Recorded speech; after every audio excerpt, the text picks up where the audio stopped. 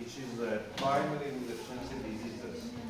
At the end of this class, I expect you to learn primary immunodeficiency diseases, the genetics of the primary deficiencies, the defects of the innate immunity, adaptive immunity, combined immunodeficiencies. You should know about the main clinical manifestations of the primary immunodeficiency diseases, and you should know about the specific diagnostic approach and good appropriate approach to patients with primary immunodeficiency diseases. Again, I will start my lecture with pictures of a few patients with different diseases. Top left is a case with some upper respiratory tract infections like sinusitis, otitis media, and lower respiratory tract infection like pneumonia. Top middle is a case with impaired wound healing. The third one is a case with some neurological manifestations, ataxic gait, and also you can see telangiectasia in ocular bulb. The third one is a case with omphalitis, lymphadenitis, some abscesses and some lesions.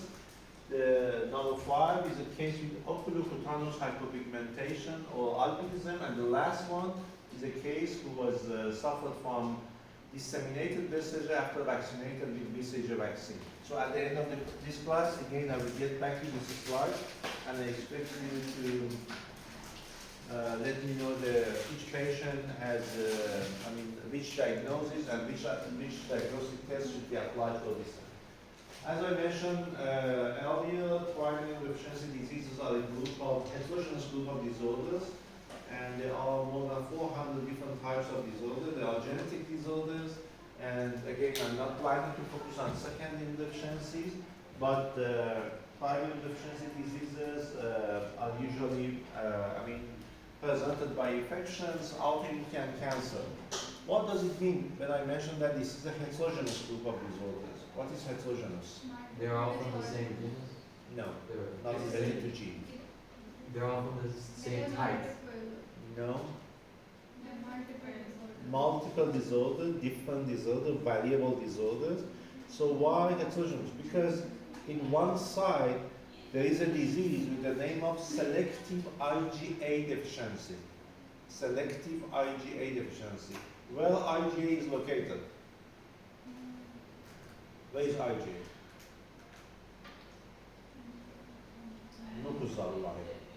Okay?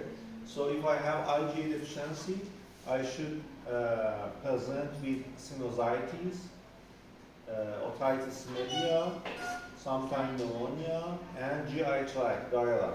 Okay? So this is a very mild form. They have only IgA deficiency. In another side, we have severe combined immunodeficiencies. It means that they have no T cells, so they cannot see their first birthday. It's a very severe form, no T cells. They will die.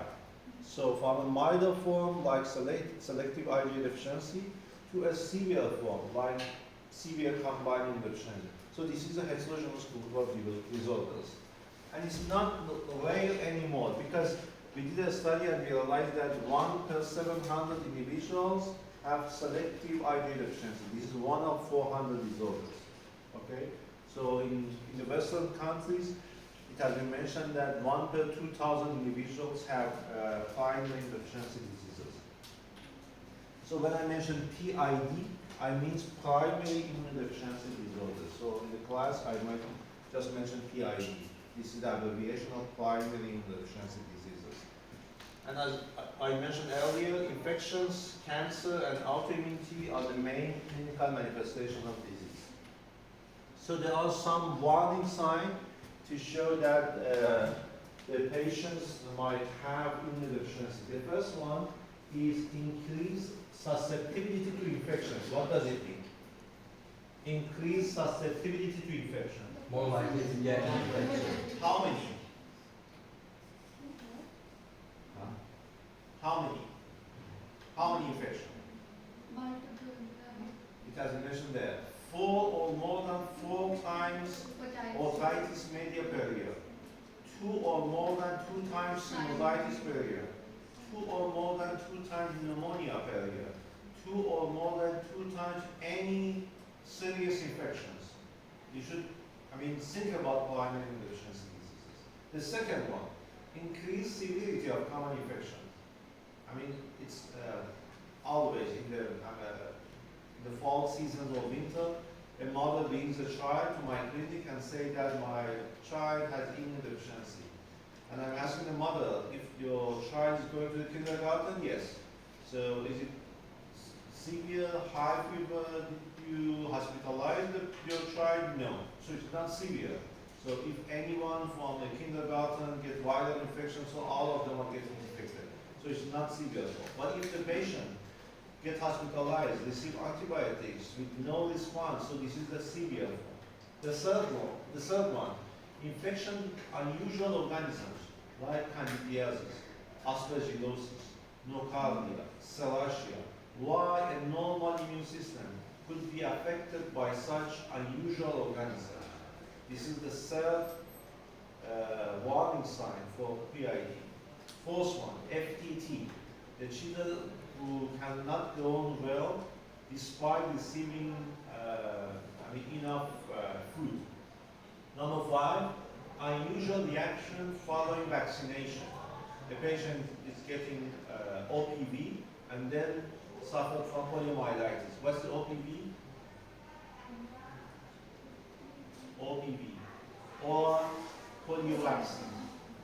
Okay, or polio vaccine, and then suffered from poliomyelitis, or receive BCG and then disseminated BCG, get lymphadenitis, and then involvement of lung. Number 8, unresponsive to treatment with oral antibiotics and needs intravenous antibiotics. Number 7, some autoimmune and autoinflammatory disorders. Number 8, some syndromic feature. What is syndrome? What is syndrome? Sign of a disease, which is disease.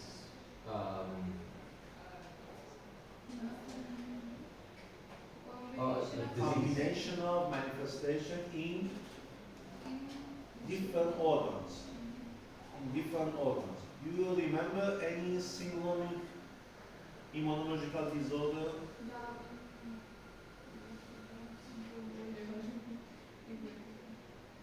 Digeorge syndrome. Digeorge, have you heard of Digeorge?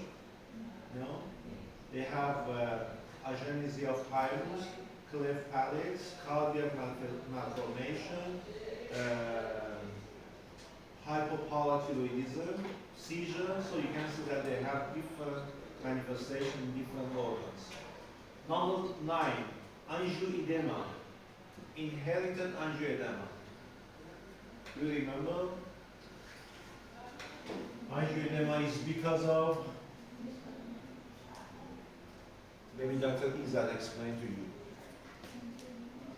In complement, C1 inhibitor deficiency. C1 inhibitor deficiency leads to angioedema. And the last but not the least, family history of recurrent infection or death, which is very important in our region. Why? Why? Why family history of recurrent infection is important in this region? Because this kind of immunodeficiency is genetic, so if the parents or relatives they have it, then maybe the child will also have it. So why is it important in our region? In Iran? In Iran, in Syria, in Iraq? Because it makes it easier to diagnose. No. Because in our region, relatives marry. Exactly, because of high rate of consanguineous, rate of marriage. Do you know what's the rate of consanguinity in your country? You are from? Lebanon. Do you know? I think it's highest in Pakistan, right? How much? Yeah, in Pakistan is like number 1. How much? I don't know. But like Can in you Iraq, guess? it's like we're the, I think, top 3 and we're 50% plus. So the range is from 25 to 65%. Okay? It's quite high. And why it's dangerous for PID? Because Because the, it's like there is a higher chance that this gene will be passed to the So kid. if both parents Carry are this carrier, gene. so half of the patients are you sure? And Did you pass the genetics? we didn't have it yet, it's No? next sense. So if both parents are carrier for a mutation, half of the cases are affected.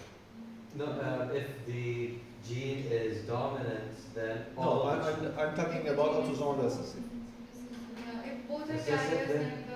Half Oh, of the cases, No, 25%. 25%. Both carrier, 25% are healthy, 25% affected, and 50% again carrier. Okay? So that's why there is a high rate of consanguinity in our lesion, so there is a high rate of autosomal recessive disorders. And I found at least 5 novel gene defects in our lesion and published in the Nature Genetics, New England Journal of Medicine, just because of high rate of consanguinity. Okay. If you remember the immune system can be divided into 2 classes of innate and adaptive. Okay? So what's the cellular part of innate immunity? Phagocytous cell. What's the humoral part of innate immunity?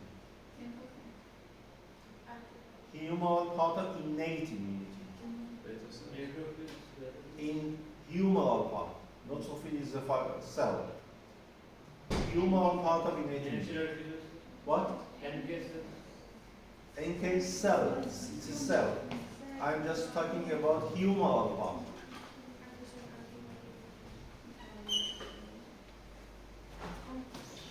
Complement? Oh. Humoral part of innate immunity. So what's the cellular part of adaptive immunity? T cells. What's the humoral part? And B cells and antibodies. So I'm planning to discuss about the phagocyte defect, complement defect, T cell defect, and antibody defect. Just this, okay? I'm not planning to discuss 400 disorders. Just the main, most common form of disorders. Regarding the complement deficiency, I should mention that the autoimmune diseases could be seen in complement deficiency. And if you remember the complement cascade, at the end of the cascade there was C5 to C9, which you mentioned, MAC. So if a patient has C5 to C9 deficiency, it's susceptible to Neisseria infections. Okay? So that's all for the complement deficiency. And you know that C1 inhibitor deficiency leads to angioedema. Angioedema. Okay. This for, let's forward with the phagocyte defects. For phagocyte defects, I can just mention a few diseases. The first one is chronic granulomatous disease, CGD. This is the first one. So, to explain CGD, the cells, the phagocyte cells of the CGD patient cannot kill the pathogen. So, please imagine that I'm a pathogen, just come to the class. The lady just take me, but cannot kill me. So what would you do?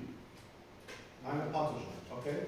I just came to the class, and you get the pathogen, but cannot kill. It's appreciate present, it will present to the She just asked her classmate to help her, help me. And all of you come around me, make a granulome, okay? Make a granulome. This is chronic granulomatous disease because there is a problem in phagocyte oxidase enzyme complex. Okay? So she can get the pathogen but cannot kill it, cannot digest it. So make a granulome. This is chronic granulomatous disease. These patients usually suffer from abscesses, from bacterial infection, fungal infections, and there are 2 tests to make the diagnosis. The first one is NBT, nitroglycerin tetrazolium test, and the second one is DHR, dihydrogamine test. These two tests are diagnostic tests to make the diagnosis of CGD or chronic granulomatous disease. It seems that interferon gamma, which increased transcription of FOX91 gene and increased production of supercell immune, can help the patient with chronic granulomatous disease. The second disease is leukocyte adhesion deficiency. It means that we have enough leukocyte in the vessels, but leukocyte cannot move in the circulation. We have enough leukocyte in the vessels, but they cannot move. So please imagine that I have a lesion in my skin. What will be happen with the lesion?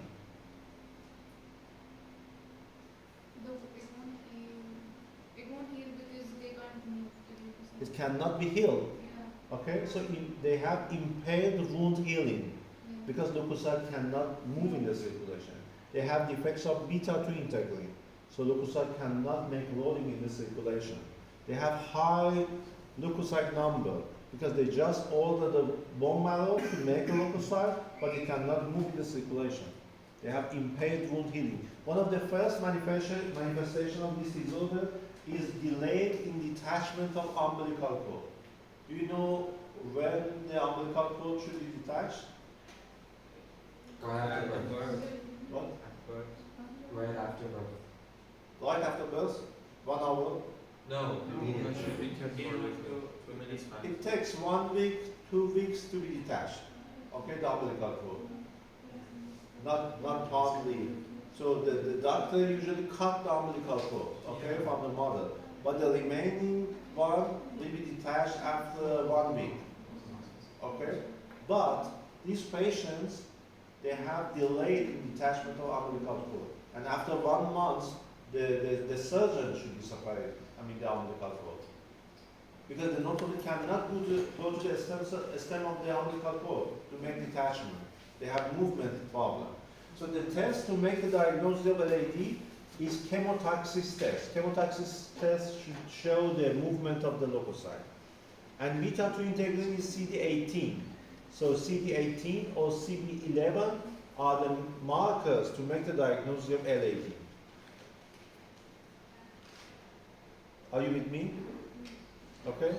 So the first one was CGD. The second one, leukocyte antigen deficiency or LAD. The third disease is Chidiac-Higashi syndrome. They have oculocutaneous hypopigmentation or albinism. So they have some problem on lysosomal trafficking regulatory protein, and the melanocyte cannot be shaped at the middle of hair shaft. And they have also infection, bleeding disorder, and some neurological problem. And the last diseases in the group of phagocyte defects is defects of toll-like receptor. What is toll-like receptor? What is toll-like receptor? What's toll-like receptor? CD4. No, I killed it.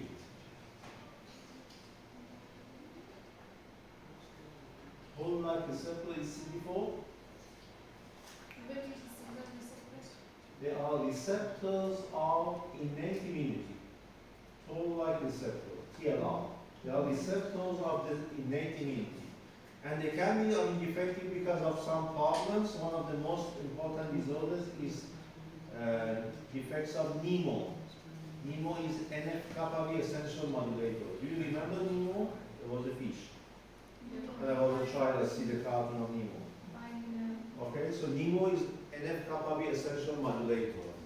It's NF-kappa B essential modulator, NEMO. Okay? So it leads to a disease which is, say, anhidrotic ectodermal dysplasia with immunodeficiency. You know immunodeficiency. So what is ectodermal dysplasia?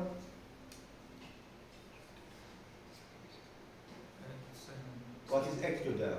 It's the skin. The skin, dental, hair. So they have some dysplasia in ectoderma. They have some skin problem, hair, and also they have some coniform teeth, like cat, dog. So they have coniform teeth. Okay. So this is ectoderma dysplasia. And what's anhydrotic? What is hydration? Hydration is like water. Okay, anhydrotic. They cannot make hydration. So you can see that the child come to the clinic with just a nappy, without any clothes, because they cannot make any hydration, warm, okay? And they have ectodermal dysplasia and they have infections. So an hydrotic ectodermal dysplasia with indeficiency, and then genetic defects is NF-kappa B essential modulator, NEMO. Okay, I just finished the first part, which is the innate immunity. Let's No, before going to adaptive, please let me know that what did I tell you? CGV. Let's start from the last one. Please mention one of the disorders that I mentioned.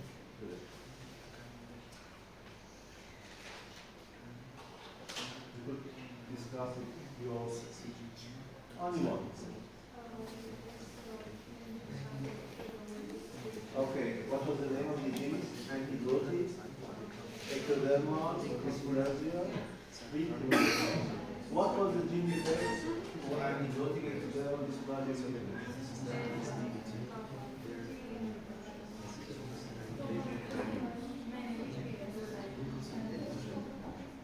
Here combined deficiency, I mentioned at the beginning of the class that they cannot see their first birthday because they have no T cells. Okay, so they will die unless we just transplant the patient. Okay. So I would like to ask you a few questions. Please have a look at this diagram. You can see that at the top there is a hematopoietic stem cell. At the left, it goes to Things like this. it goes to pro T cell, then T cell, and then T cell in the circulation. The right side, pro B cell, then B cell, and then B cell in the circulation. Okay? So I would like to ask you a few questions. The last one. Please come here.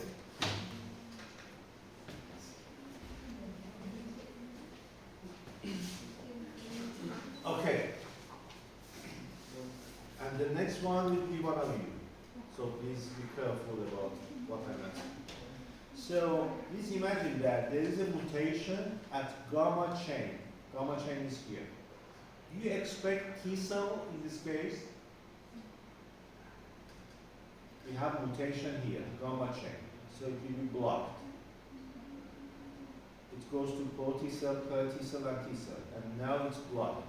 Do you expect T cell?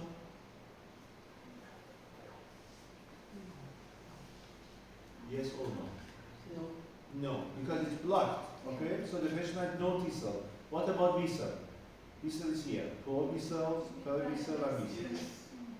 We have B cells. So this is T minus, D positive, ST. No T cell, but B cells, ST. ST is severe combined deficiency. Is it clear? So please clap your hands for it. The second question. You. From me? Yeah.